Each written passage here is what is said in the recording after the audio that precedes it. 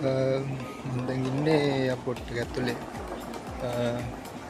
ඔක්කොම වැඩ ටික ඉවරයි. චෙක් ඉන් වෙලා ඔක්කොම වෙලා ඉවරයි. දැන් මම ඩියුටි ෆ්‍රී එකත් ඇතුලෙන් යනවා. මම ඩියුටි ෆ්‍රී එක ඔයගොල්ලන්ට පොඩ්ඩක් පේන try එකක් දෙන්නම්. මම ටිකක් පරක්කු වෙලා තියෙන වෙලාවේ. බලමු ඉස්සරහට. ඉතින් දැන් මම ඉන්නේ එයාපෝට් එක ඇතුලේ. මම දැන් බෝඩින් එතනට නිකන් ඇවිල්ලා ඉන්නේ. මම try කරා. මම එයාපෝට් එකට එද්දිම වීඩියෝස් ගන්න ඔයගොල්ලන්ට already මට යන්න බලන් ඉන්න කෙනෙක් ඉන්නවා නම් එයාපෝට් එකෙන් කොහොමද වැඩ ටික කරගන්න කියලා බලන්න කැමති කෙනෙක් ඉන්න අයට බලන්න මම වීඩියෝස් කරන්නම් කියලා හිතන් හිටියේ. හැබැයි මට කරගන්න හම්බුන්නේ නැහැ. මොකද ලොකු කිව් එකක් තිබ්බා මෙතන. මම දන්නේ නැහැ හිත මොකක්ද කියලා. ඒකට එනකොටම ලොකු කිව් එකක් තිබ්බා චෙක් ඉන් වෙන්න පවා. ඒ හින්දා මට වීඩියෝ කරගන්න හම්බුන්නේ නැහැ ඇත්තටම. මම කියන්නම් කොහොමද ස්ටෙප් බයි ස්ටෙප් එක වෙන්නේ කියලා. ඒකෙන් පොඩ්ඩක් ඔයගලන්ට අයිඩියා එකක් එයි කොහොමද එයාපෝට් එක ඇතුළට ටික් කරගන්න කියන එක ගැන. හරි. ඉතින් මුලින්ම ඔයගොල්ලෝ එයාපෝට් එක ඇතුළට එද්දිම ඔයගොල්ලෝගේ අතේ තියෙන්න ඕන දෙයක් තමයි ඔයගේ පාස්පෝර්ට් එකයි එයා ටිකට් එකයි. ඒකත් අරගෙන ඔයගේ බැගේජ් එකයි ඔයගේ බැගේජ් තින් ටිකත් අරගෙන ඇතුළට එද්දිම මුලින්ම සිකියුරිටි එකකින් ඔයගොල්ලෝ චෙක් කරනවා ඔයගේ ටිකට් එක සහ ඔයගේ පාස්පෝර්ට් එක. ඩිපාර්චර් එකෙන් තනින් ඇතුළට ආවට පස්සේ මුලින්ම ආවට හම්බෙන සිකියුරිටි එක ඒගොල්ලෝ චෙක් කරනවා ඔයගේ ටිකට් එක සහ ඔයගේ පාස්පෝර්ට් එක. ඉතින් ලොකු ප්‍රශ්නයක් නැහැ. ඉතින් ඇතුළට යන්න පුළුවන් ඔයගොල්ලන්ට. ඊට පස්සේ කෙලින්ම ඇවිල්ලා එතනින් ඔයගොල්ලන්ට හම්බෙන්නේ ඔයාලගේ බැංක්ස් සල්ලි මඩු කරන්න ඕන නම් බැංක්ස් ටික හම්බෙනවා. එතනින් බැංක්ස් ටිකෙන් එතනින් වම් පැත්තට හැරිලා එනකොට එතනින් පෙන්ඩින් තියෙන බෝඩ් එකක් චෙක් ඉන් කියලා. එතන ඉන්නවා සිකියුරිටි කෙනෙක්. මං හිතන්නේ සිකියුරිටි කෙනෙක් හරි මෙතන එයාපෝට් ස්ටාෆ් කෙනෙක් හරි. එයාගේ අතේ තියෙන ස්කෑන් එක. ඉතින් එයාත් එතනින් චෙක් කරනවා. එතනදී එයා චෙක් කරන්නේ ඔයාලගේ පාස්පෝර්ට් එකයි එයා ටිකට් එකයි සහ ස්පෙෂල් මන් දන්නේ නැහැ රටවල් ගැන. ඩුබායි යන කෙනෙක් නම් එයා චෙක් කරන්න එතනදී ඔයාලා බියුරෝ එකේවත් ඔයගොල්ලන්ගේ පාස්පෝර්ට් එක පිටිපස්සට දානවා පොඩි ස්ටිකර් එකක්. බියුරෝ එකකින් ගහනවා පොඩි ස්ටිකර් එකක්. එයා ඒක ස්කෑන් කරනවා. ඒක ස්කෑන් කළා එයාට ඒක ඕකේ නම් එයා අතුරට කෙලින්ම දානවා. ඊට පස්සේ ඉතින් කෙලින්ම වට එන්න තියෙන්නේ චෙක් ඉන් වෙන තැනට. එතනින් තමයි ඔයාගේ බැගේජ් වල weight එක චෙක් කරන්න, ඒවත් ටික් කරගන්න, සවාට බෝඩින් පාස් එක ගන්න පුළුවන් වෙන්නේ. ඔයාගේ ෆ්ලයිට් එකට අදාළව ෆ්ලයිට් එකට අදාළව චෙක් ඉන් කවුන්ටර් මුලින්ම හොයාගන්න ඕනේ. ඒක ලේසි වෙනවා. මොකද ඔයාගේ මේ චෙක් ඉන් කරන තැනට එනකොටම දැන් ඩිස්ප්ලේ එකේ වැටලා තියෙනවා ෆ්ලයිට් එකේ නේම් එක, ෆ්ලයිට් නම්බර් එක, ෆ්ලයිට් එක යන්නේ කොහෙටද සහ ෆ්ලයිට් එකේ ටයිම් එක. ඉතින් ඔයාගේ ෆ්ලයිට් නම්බර් එක වට චෙක් කරගන්න පුළුවන් ඔයාගේ ටිකට් එකේ. ඔයාට ඒක අන්ෂුවර් වගේ නම් ඔයාට ඒක තේරෙන්නේ නැත්නම් ඔයාට රැන්ඩම්ලි චෙක් කරන්න පුළුවන්. ඔයාගේ ෆ්ලයිට් එක යන්නේ කොහෙටද? එක්සැම්පල් ඩුබායි නම් එතන ඩුබායි කියලා වැටලා තියෙනවා. සහ ටයිම් එක වැටලා තියෙනවා. ඔයා ටයිම් එක චෙක් කරගන්න පුළුවන්. හරිම ලේසියි ඔයාගේ ෆ්ලයිට් එක එයා ටිකට් එකේ.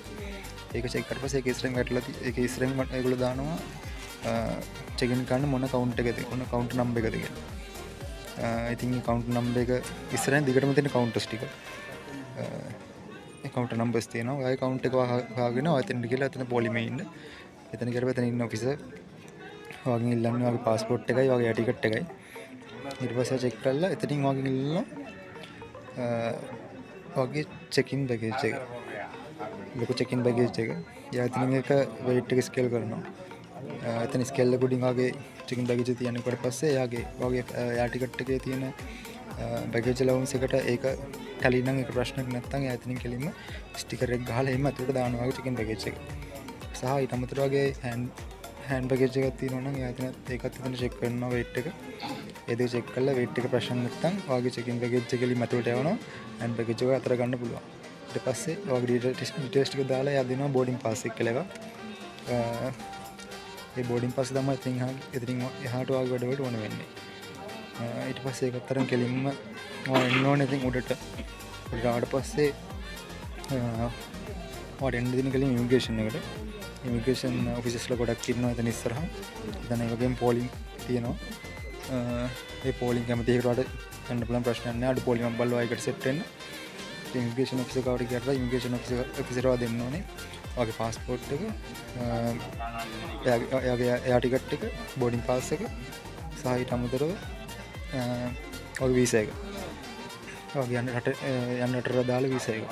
ඔය ජොබ් එකක් කරන්න යන කෙනෙක් නම් ඔයාගේ ජොබ් එකට අදාළ ID එක ඒ වගේ දෙයක් අර පෙන්වන්න ඕනේ. ආයෙත් ඒ ටික ඔක්කොම චෙක් කරනවා. ඔගේ ID එක චෙක් කරනවා. ඔගේ ID එකේ තියෙන ෆේස් එකත් එක්ක එයා චෙක් කරනවා ෆේස් එක. ඉතින් යාට ඒ ටික ඔක්කොම ප්‍රශ්නයක් වුණ නැත්නම් ඔයාලට ඉමිග්‍රේෂන් එක ඇතුළට යන්න පුළුවන්. එතනින් තමයි ගොඩක් විසිට් වීසා යන කට්ටියන් ප්‍රශ්නයක් වෙන්නේ. විසිට් වීසා යන කට්ටියන් ගොඩක් ප්‍රශ්න අහනවා ඒගොල්ලෝ. විසිට් යනවා නම් එහෙම. ගොඩක් විසිට් වීසා යන කට්ටියට ප්‍රශ්නයක් වෙන එතනින්. ඉතින් එතනින් ඇතුළට පස්සේ කිසිම බය වෙන්න දෙයක් නැහැ. ඊට පස්සේ ඔයාලට හම්බෙන්නේ ඩියුටි ෆ්‍රී ටික. ඩියුටි ෆ්‍රී ගත්තම ඔයාලට කැමතියක් ගන්න පුළුවන්. ඊට පස්සේ එතනින් එනකොටම ඔයා චෙක් කරන්න ඕන ඔයාගේ බෝඩින් පාස් එකේ තියෙනවා ගේට් නම්බර් එක. ඔයාගේ ෆ්ලයිට් එකට අදාළ ගේට් නම්බර් එක. ඒ ෆ්ලයිට් එකට අදාළ ගේට් නම්බර් එක තියෙන වේ එක වල හොයාගන්න පුළුවන් හැමතැනටම බෝඩ්ස් ගහලා තියෙනවා. එක්සැම්පල් එකද මගේ ෆ්ලයිට් එක තියෙන්නේ ගේට් නම්බර් 11 එකේ. ඉතින් ඔයාලට ගේට් නම්බර් මම 11 එක හොයාගන්න පුළුවන්. මට බෝඩ්ස් වලින් උඩ බෝඩ්ස් නා ටික චෙක් කරන් ආවට පස්සේ මට 11 එක හොයාගන්න පට ලේසි වුණා. ගේට් නම්බර් 11 එක කම්පියුටර් පස්සේ ගේට් නම්බර් 11 එක ඇතුළට යද්දිම ඔබ ආයෙපාර චෙක් කරන සිකියුරිටි එකෙන් හැබැයි ඒක ෆුල් චෙක් ඉන් එක ෆුලි චෙක් කරනවා යාව. ඔයාගේ සම්පූර්ණ ඔයාගේ බෙල්ට් එක ඔයාගේ ෂූස් මෙටල් අයිටම්ස් ඔක්කොම අයින් කරන්න ඕනේ. ඒ ඔක්කොම ඇතුළට දාලා චෙක් කරලා ඊට පස්සේ එතනින් ඉවට් ඉවරයි.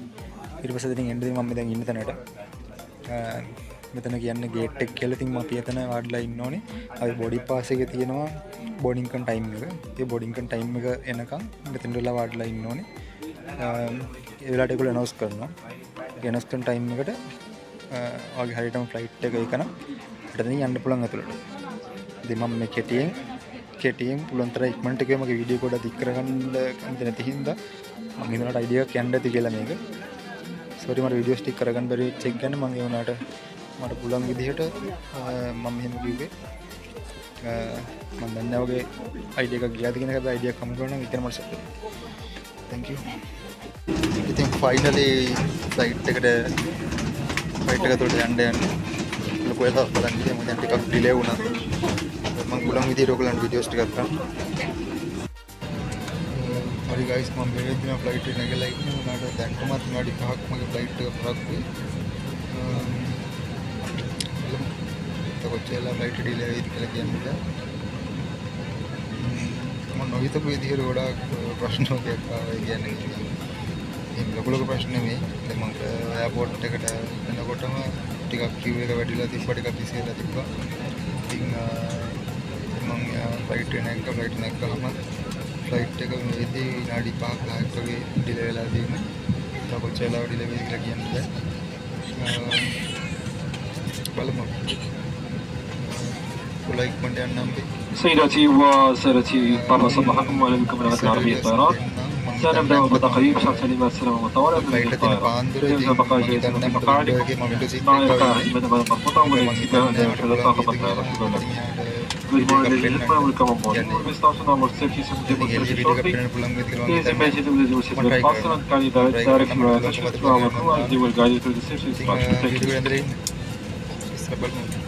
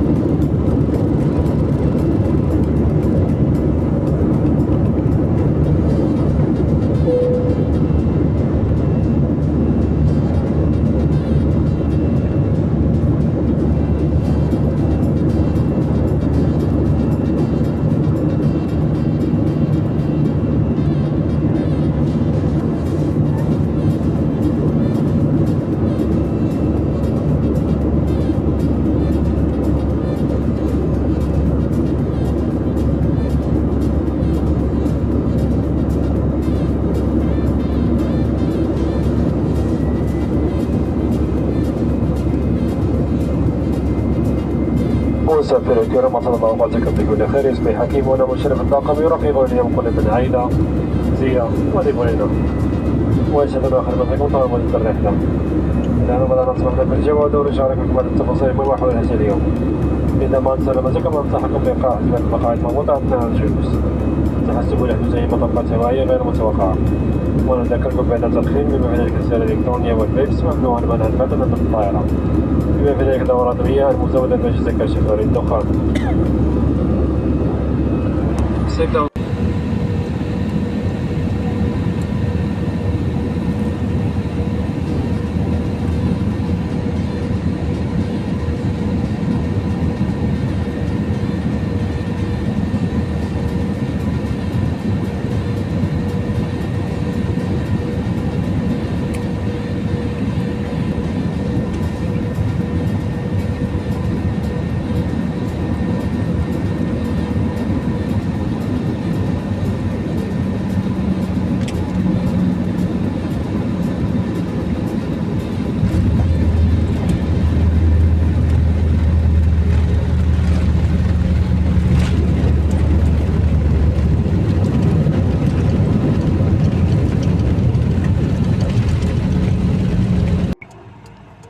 ඉතින් මං දැන් ඇවිල්ලා ඉන්නේ ඩුබායි වලට.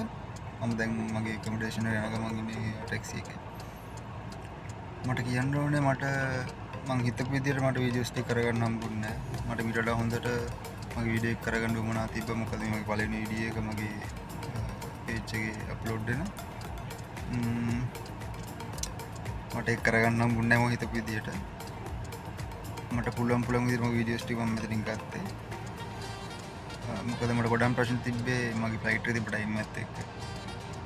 පාන්දර තමයි ෆ්ලයිට් එක තිබ්බේ. ඉතින් මට හිතපු දේ කරගන්න හම්බුනේ නැහැ. ඒකට සෝරි. මගේ වීඩියෝ එක ඉවරනකම් බැලුවා නම් ඒකට ගොඩාක් thank you.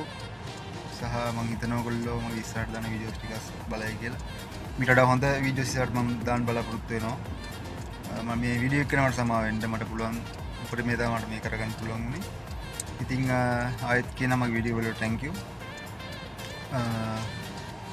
මම subscribe කරලා නැත්නම් subscribe කරන්න. ඔයාලා මේක බලන්න YouTube එකෙන් නම් සහ මේක බලන්න Facebook එකෙන් නම් මගේ page එක follow කරන්න. page like එකක් දාන්න. හරි ඕක තමයි කියන්න ඕනේ. Thank you very much.